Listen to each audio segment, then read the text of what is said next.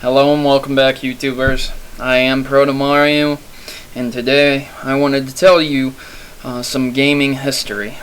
Today I want to discuss how Nintendo saved video games from the video game crash of 1983. Most people do not know anything about this, and therefore I wanted to do a video about it. Firstly, I want to state right now that this is going to be a lengthy video, and it may take some time to fully record, edit, and do everything. So whatever you're hearing right now is going to be the background. Pretty much the pictures on the screen do not matter. If I do add pictures, and I'm not sure if I will or not, but we'll see. And the pictures, either way, if I add them or not, they might contribute to what I'm talking about, but more than likely they aren't going to be important, so you can just listen to my voice and do something else in the background, like surf the web or maybe clean your house or something. So having said that, I hope you enjoy this compelling story. This is a paper I wrote, a research paper I wrote for my English 201 course in college, and I got an A on it, so I know what I'm talking about. So let's get into it. With the way the gaming industry is today, there's a little sign that a crisis ever existed in the video game industry. But in the late 1980s, the video game industry was a much different market than it was today. Today, there are specific stores that are dedicated to only selling video games, consoles, accessories, and magazines dedicated to video games. Gaming has also become one of media's mainstays and is credibly recognized as a work of art, receiving awards in artistic media departments for everything from a game's graphical design to the music that is composed for it. However, this was not always the case. Nintendo may be one of the most prominent and popular game manufacturers now, but in the early 80s, another company nearly destroyed gaming. Early in the days of gaming, a company known as Atari and is widely regarded as the founder of gaming. One could argue that they did not produce the first games, but in the end they were the first company to market a successful home console. Atari is not the company that it once was, and this is attributed to three sub-events within one big event, which was the video game crash of 1983. The video game crash in 1983 was caused by an oversaturated market, poor quality productions, competition from PCs, and poor employee management. In 1983, it all came to a head with the video game crash. When the dust settled, Atari was blamed and Nintendo had big shoes to fill.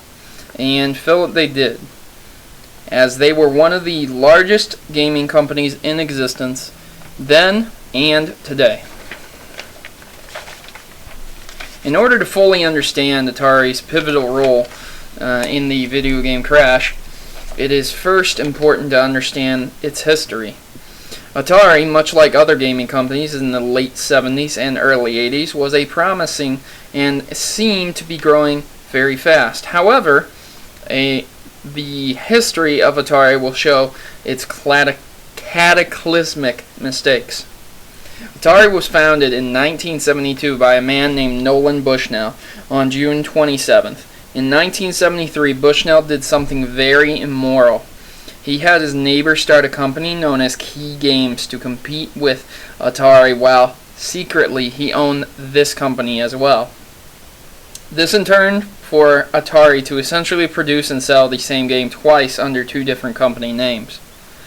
In 1974, the relationship between the companies was discovered. Because Key did such a good job handling the company, he was promoted to president of Atari that same year. Atari also produced hits like Pong and Breakout for the home computer. In 1986, Bushnell produced a flexible game system through a company known as Glass Valley. It was capable of running all 4 Atari's current video games. This gaming system was well known as the Atari Video Computer System, and later named the Atari 2600. Bushnell knew he had a hit on his hands, but bringing it to market would be extremely expensive. That same year, Bushnell sold the Atari to Time Warner Communication for roughly $28 to $32 million. After Warner took over, Bushnell continued to have disputes over the direction of the company. In 1978, after much disagreement, Bushnell was fired for his uncooperative attitude. Under the leadership of Warner Inc., Atari flourished, selling millions of 2600s. The company also had several projects lined up, such as the remodeling of the 2600 and the Atari 5200.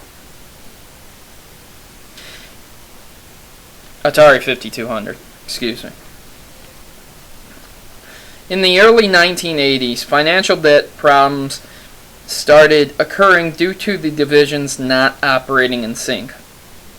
All the while the 2600 was getting popular, Atari still made home computers as well, but rarely did any of the divisions actually work together. To add to the mounting financial debt, Atari was not alone anymore. Many consoles have been created, such as the Magnavox Odyssey. Even though the 2600 was the main success, years passed and Warner would never be able to see the same success that they saw out of the 2600, and the failed 5200 is evidence of that. It would seem selling Atari to Warner Inc. was the start of Atari's downfall and the video game crash of 1983, as they did not treat their employees properly. Competition was rising, and there were large-scale failures from big hitters.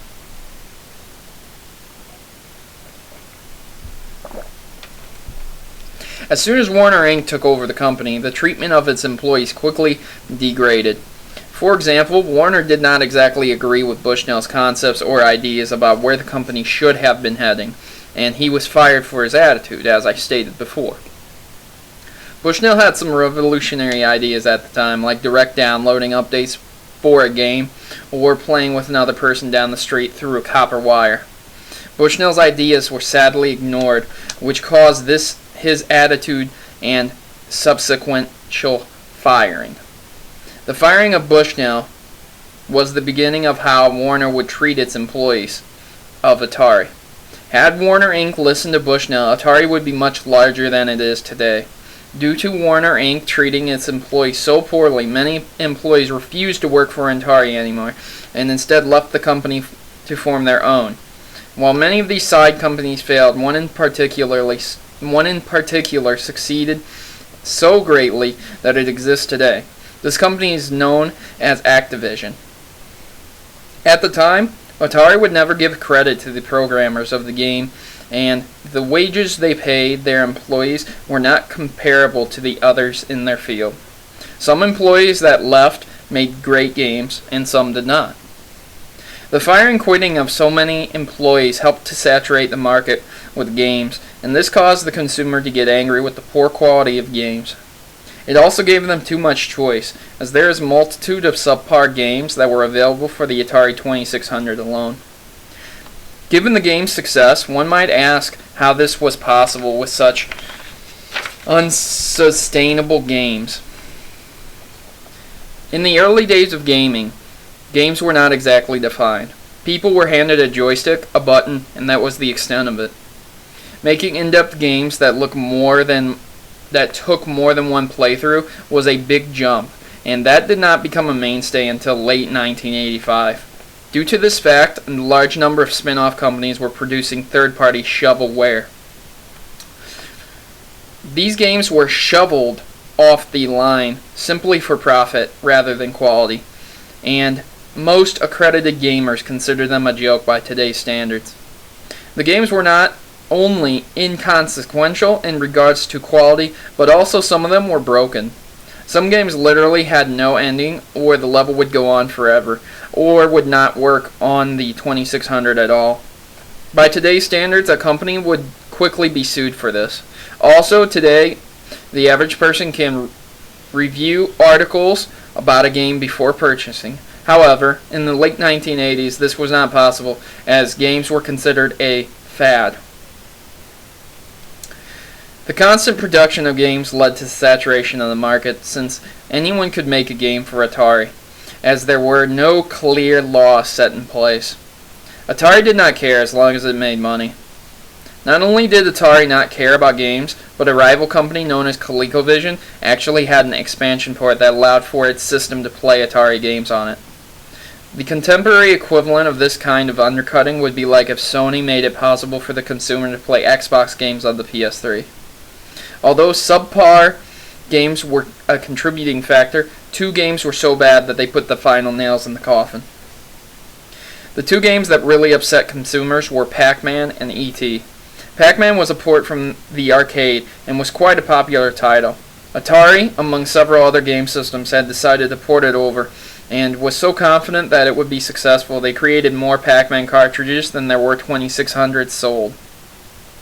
However, Atari did the worst job possible, and it did not even resemble the arcade version. Other versions, while on more powerful machines, were significantly better. Even though Pac-Man was one of the larger failures on Atari's part, ET was the worst of them. On June 11th, ET the game was released to coincide with the movie's debut, and Atari rushed to produce it and did it within 6 weeks, which was astoundingly fast. The only problem was that it was widely regarded as the worst game ever made. ET had upset consumers so much that 75% of the copies were sold, returned, causing outrage towards the video games in general. By the end of 1983, Atari had lost $5.6 million. Due to these two games, consumers no longer trusted Atari and began boycotting video games.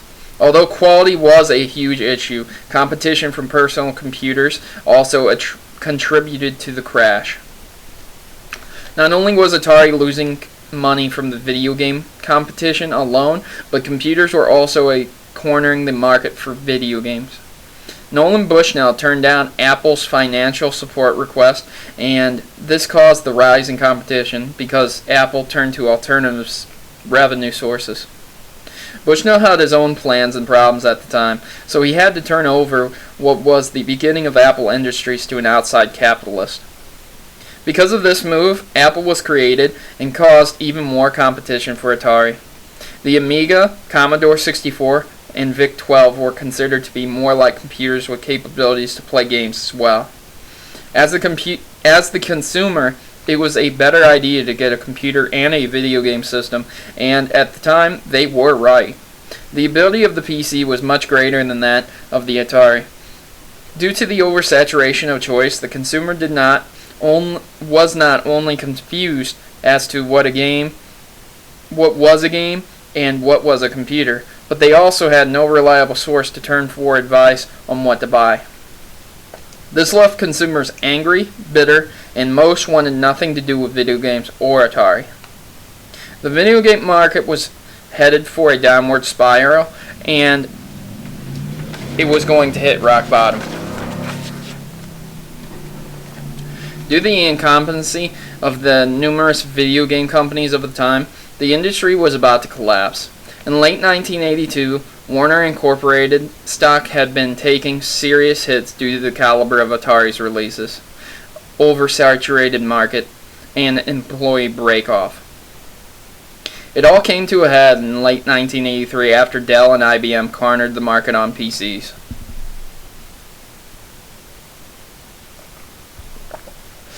PCs had become so popular in 1982 that local shops had street bins of Atari games for 5 to 10 cents apiece.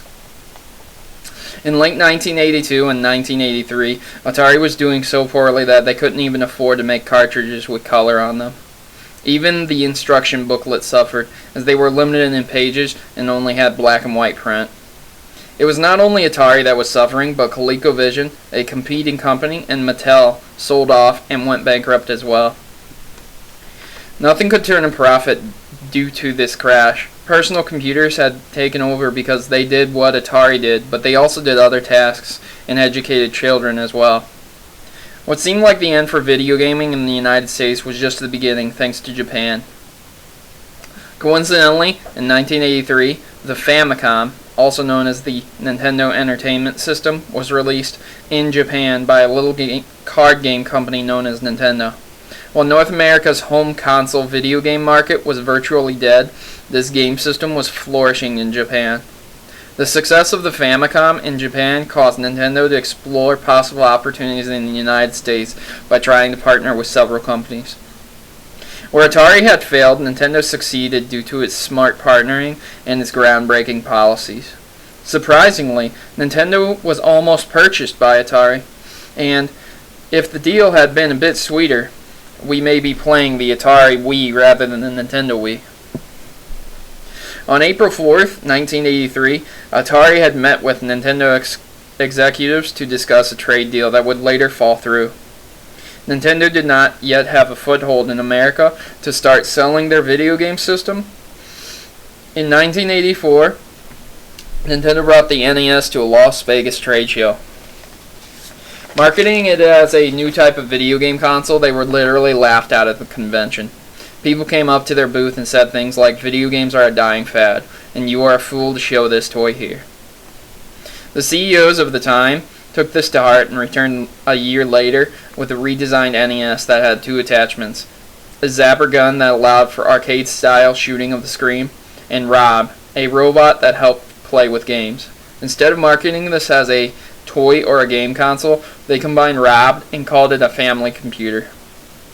Even with this new marketing ploy, it would seem that Nintendo could still not get a foothold, and if they failed this time, it would be the end for them. During Christmas of 1984, the Nintendo CEOs went door to door in New York City trying to sell their new video game system. Finally, having their foot in the door a bit, they decided to try to partner with a more popular toy company. Successfully enough, they were able to partner with a company that sold laser tag games.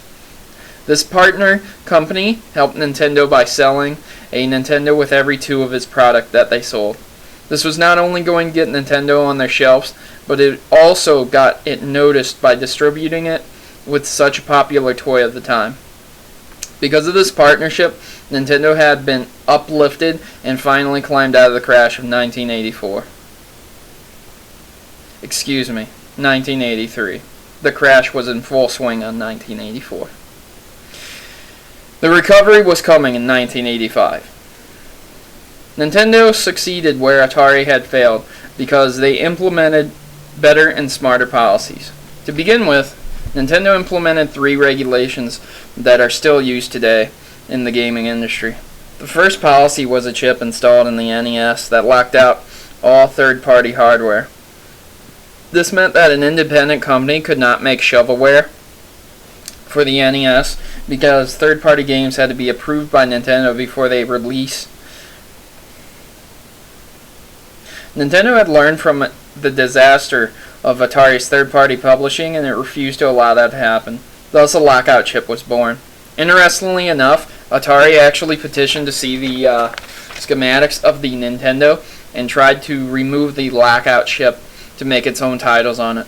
The only problem was that they were caught lying when they petitioned to see the schematics for the item, and subsequently Nintendo sued them for damages to the company and won. Being sued was just another nail in the coffin for Atari and a stain on the gaming world. While the chip really limited game protection for all companies, Nintendo also stated that all companies that wanted to produce games on their console were only permitted to produce 5 games per year.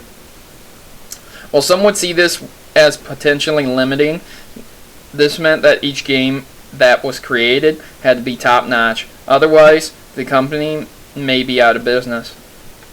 The games that were produced were much higher quality, and the consumer appreciated this. It created such popular gems as Contra and Kung Fu.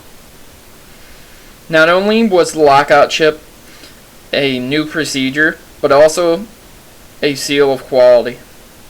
Many times games from prior companies like Atari would be missing a label to state what it was or what specific system it was to be used on. With no label, consumers were dumbfounded, but thanks to Nintendo, this Nintendo seal of quality was born. This seal assured consumers that what they purchased was first inspected by Nintendo, then sent out. Nintendo combined both the lockout chip, the limited game quantity, and the seal of quality to create a winning formula that would bring back gaming from the video game crash of 1983. However, limiting publishing rights was not enough. Changing the hardware also played a big part. Atari and Nintendo shared similar graphics, gameplay, and style, but Nintendo was a bit different. First, the system actually looked like a computer and/or a VCR, which was much different from that of most video game systems that were released of the time. This brought consumers around to thinking of it not just as another felt toy, but rather a serious video gaming system. The next part of the hardware was the controller. Most controllers before had joysticks or number dial pads. When Nintendo was released, it came with a controller that had significantly different feel and look to it. Instead of one button, 4 were now available, and instead of a joystick, a 4-axis D-pad was included. This led to many people believing that Nintendo was much different from its predecessors, and it was much more accepted for that reason. While hardware was a contributing factor, the games are what made the game system. Nintendo had created games that no one had ever imagined. Games like Mario Brothers, Duck Hunt, Zelda, and Metroid brought new aspects to gaming. The game Zelda was among the first to actually incorporate a battery backup and allowed consumers to save and return to a previous game. This was a revolutionary concept. Along with that, games became non-linear. A great example of this game was Metroid because it no longer had a single path but many different routes you could take to reach your destination. However, the crowning jewel was the beloved Mario Brothers. This game was introduced and packaged with the Nintendo console. While the Mario Brothers arcade version was dramatically different and licensed for several game systems, Mario Brothers for the NES set it apart and changed gaming forever. Mario Brothers alone introduced platforming, which was a new concept to the gaming industry. This opened a whole new world for consumers, and soon people started to take notice to these types of games being produced, and the crash seemed like one bad dream. Nintendo, over the course of the years of 1984 to 1987, cornered the video game market, established gaming in North America, and brought gaming back to what it was meant to be, fun. All thanks to the video games and the policies put forth by Nintendo. Atari was an inferior and incompetent company, and its demise, but at its start, it could have been an empire. Atari's executives, CEO, and Warren had become greedy and blinded by what they had gained. They derailed themselves and sank like the Titanic. Even if Atari had seen the problems in his company, it was too late to act. On one hand, Nintendo was able to recognize the failures of Atari, enact policies that were today's mainstays, and take advantage of and rise up. Nintendo was able to create games that were more memorable than just plug and plays and not just money makers. Nintendo single-handedly saved gaming. Without them, the world of gaming would still be suffering from the video game crash of 1983. Alright, thank you for listening to my synopsis. This is a lengthy video, and I appreciate it if you watched it all, or listened to it all, or even if you listened to the first 5 minutes. There's not much else I can tell you about the video game crash. I could always go into more details. However, this is the gist of it. We're excited. I got most of my information from the Atari Museum, CGR, College Dreams, Nintendo Incorporated, and a couple other off-sites such as TV Tropes and some other ones like Uni, EDU, and things like that. So if you want to check some references out, and see how I got my research, you're more than welcome to. I hope you enjoyed the video, and remember, thumbs up and subscribe if you like my work.